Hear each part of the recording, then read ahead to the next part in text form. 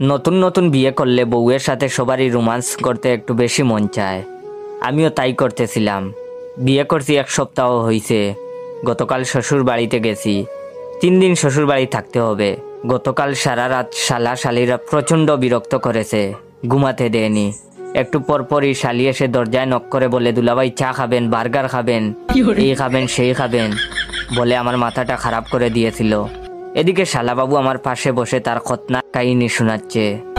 কোন স্টাইলে কান্না করছে, কেমনে হাঁটা চলা করছে, কেমনে ঘুমাইছে, আর কি কি করছে একেবারে A to Z পর্যন্ত বলেছে। রাত 3:30 বাজিয়ে ফেলছে।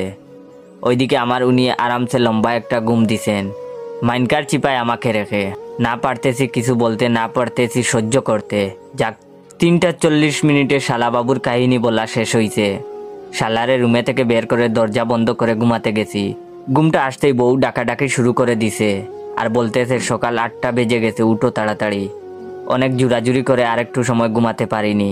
10টার সময় নাকি আমাকে আমার চাচা শ্বশুরের বাড়ি নাস্তা করতে হবে, মেহমানদারি করতে হবে, তাই এখনই ঘুম থেকে উঠতে হবে। কি আর করা, ঘুম চোখে উঠলাম।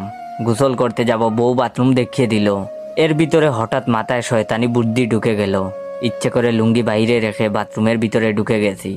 তারপর বউকে ডেকে বললাম, লুঙ্গিটা দাও। বউ বলে, দাঁড়াও দিচ্ছি।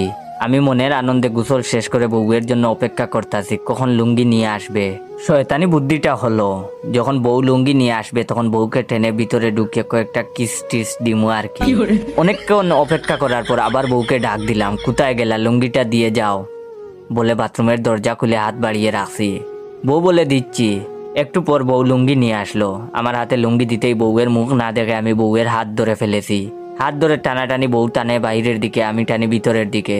পুরুষ মানুষ তো, তাই বউ টানাটানি করে পারেনি। টেনে হেসে ভিতরে ঢুকিয়ে দরজা বন্ধ করতে যাব, তখন জুড়ে ও মাগো বলে চিৎকার মারছি। শ্বশুর বাড়ির সব বাথরুমের সামনে জড়ো হয়ে গেছে। আসলে কাহিনীটা কি হয়েছে এবার আমি বলি।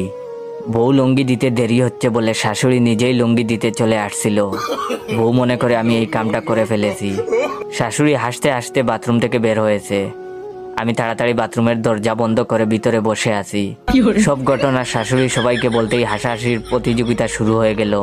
শালাশালি হাসতে হাসতে মাতৃতে গোড়াগড়ি খাচ্ছে। এদিকে আমি বেচারা লজ্জায় আর বাথরুম থেকে বের হতে পারছি না। কি কামটা করলাম, আর কখনো এমন রোমান্স করার চিন্তাও করব না আমি। কিছুক্ষণ পর বাহির থেকে বউ ডাকতেছে, সবাই চলে গেছে, বের হয়ে আসো। আমি বাথরুম থেকে বের হয়ে লুকিয়ে লুকিয়ে রুমে ঢুকেই সেই যে দরজা বন্ধ করছি এখনো খুলি নাই। আর এই রুমে বসেই আমি এই ভিডিও